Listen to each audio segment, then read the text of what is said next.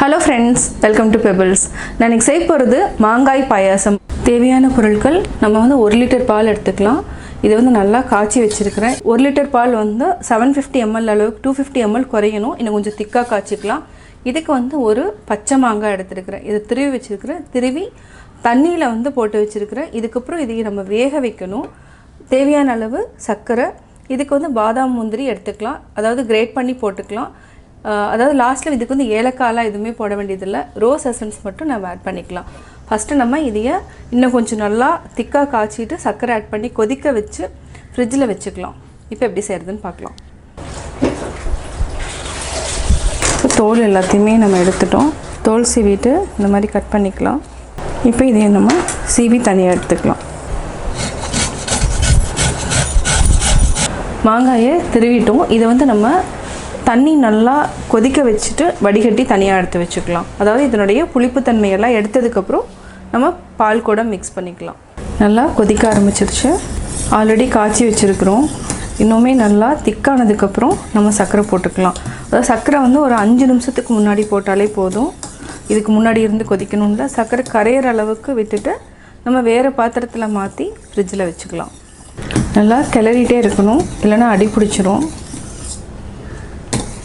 இது மினிமம் ஒரு 20 மினிட்ஸ் அளவுக்கு நம்ம சிம்மில் வச்சுட்டு காய்ச்சிக்கிட்டே இருக்கணும். அப்போ தான் பால் நல்லா திக்காகும்.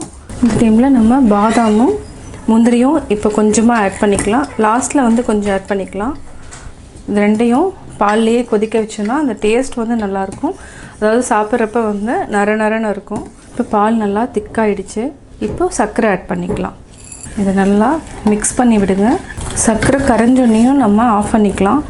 இது ஃபஸ்ட்டு ஸ்டெப். நம்ம பாலை காய்ச்சிட்டு அதாவது லாஸ்ட்டில் நல்லா பால் திக்கானதுக்கப்புறம் ஒரு 5 நிமிஷத்துக்கு முன்னாடி சர்க்கரையை போட்டு கரைச்சிட்டு பாதாம் முந்திரியும் நம்ம ஆட் பண்ணுறது ஃபஸ்ட்டு ஸ்டெப்.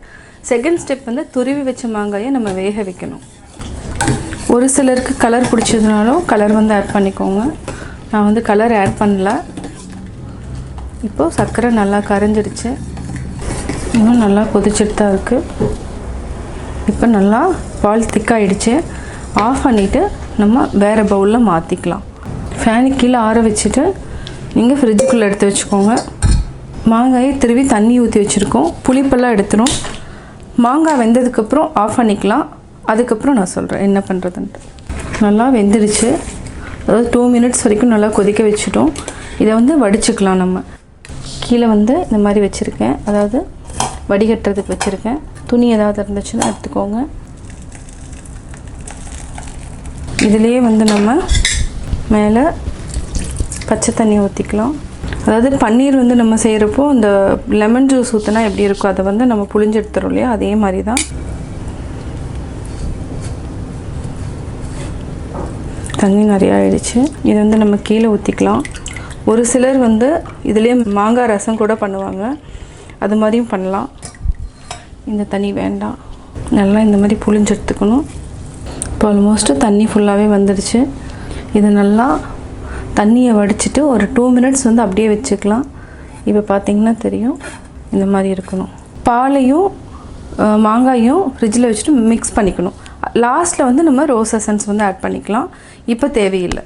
இது நம்ம ஃபேனில் ஆற வச்சுட்டோம். அதாவது இது ரெண்டையுமே நல்லா ஆற வச்சுட்டோம். இப்போ ரெண்டையுமே எடுத்து ஃப்ரிட்ஜில் வச்சுக்கலாம்.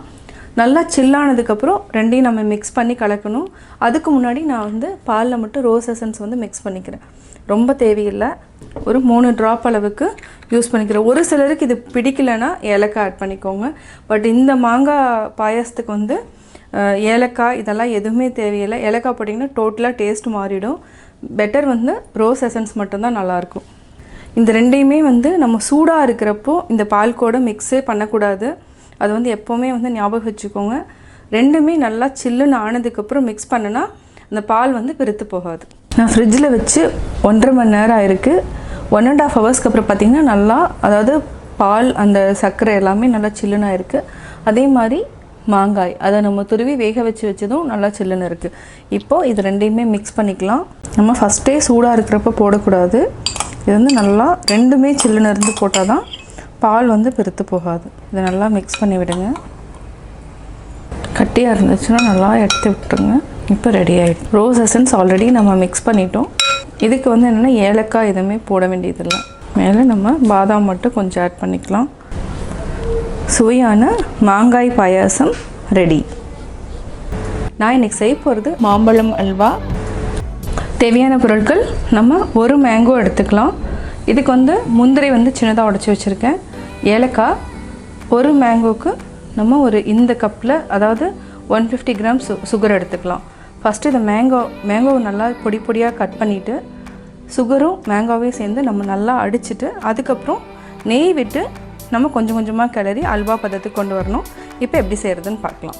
இதுக்கு வந்து காயாக இருக்கக்கூடாது, கொஞ்சம் பழமாக இருந்தால் தான் அல்வா வந்து நல்லாயிருக்கும். நம்ம இதையை பொடி பொடியாக கட் பண்ணி எடுத்துக்கலாம்.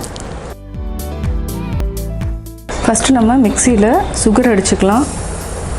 சர்க்கரையை வந்து பொடி பண்ணிட்டோம். இப்போ மேங்கோவை ஆட் பண்ணிக்கலாம். இதையும் வந்து மிக்சியில் அடிச்சுட்டு தனியாக வச்சுக்கலாம். மேங்கோ சுகர் ரெண்டையுமே நம்ம அடிச்சிட்டோம். இது கூட நான் 1/4 டம்ளர் அளவுக்கு தண்ணி விட்டுருக்கேன். இதை வந்து இது கூட மிக்ஸ் பண்ணிடலாம். நான் கேஸ் ஆன் பண்ணல. இதில் கொஞ்சம் கூட அதாவது கட்டி இருக்கக்கூடாது, நல்லா மசிச்சு விட்டுக்கலாம். இது நல்லா மசிச்சு விட்டதுக்கப்புறம் நம்ம கேஸ் ஆன் பண்ணிக்கலாம். இன்னும் ஒரு 1/4 டம்ளர் அளவுக்கு தண்ணி விட்டுக்கலாம். இது நல்லா மிக்ஸ் பண்ணி விடுங்க. இப்போ கேஸ் ஆன் பண்ணிக்கலாம். இது வந்து பொறுமையாக தான் கிளறணும், இல்லைன்னா அடி பிடிச்சிக்கும். இது நல்லா அல்வா பதத்துக்கு அதாவது நல்லா சுருண்டு வர வரைக்கும் நம்ம இந்த மாதிரி கிளறிட்டே இருக்கணும். இடையில நம்ம நெய் விட்டுக்கலாம். அதாவது ஒரு மாங்காய் நான் வந்து 150 கிராம் சுகர் எடுத்திருக்கேன். இதுக்கு வந்து நம்ம ஒரு 60 ml அளவுக்கு நம்ம நெய் விட்டுக்கலாம். இதுக்கடையில் நம்ம ஒரு பிளேட்டில் கீ தடவி தனியாக எடுத்து வச்சுக்கலாம். நல்லா கொதிச்சிட்ருக்கு. இப்போ வந்து ஒரு டேபிள் ஸ்பூன் அளவுக்கு நம்ம நெய் விட்டுக்கலாம்.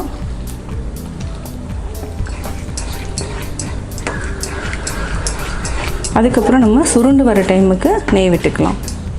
இந்த மாதிரி கிளறிட்டே இருங்க. சுருண்டு வரும் அந்த பதத்தில் நம்ம ஆஃப் பண்ணிக்கலாம். இடையில நம்ம நெய் விட்டுக்கலாம்.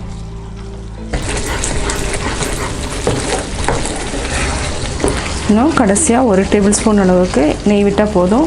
இப்போ ஆல்மோஸ்ட் 50 ml வந்து ஆட் பண்ணிட்டோம். இப்போ பார்த்திங்கன்னா நெய் வந்து பிரிஞ்சு வர ஆரம்பிக்கும்.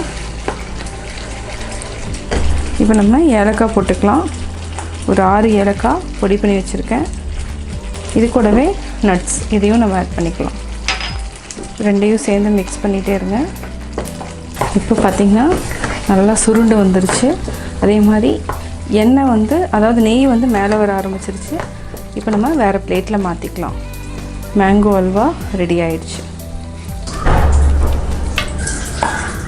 இதை வந்து நம்ம ஒரு 1/2 hourக்கு அப்புறம் பீஸ் போட்டாலும் போடலாம், இல்லை அப்படியே கூட நம்ம சர்வ் பண்ணலாம்.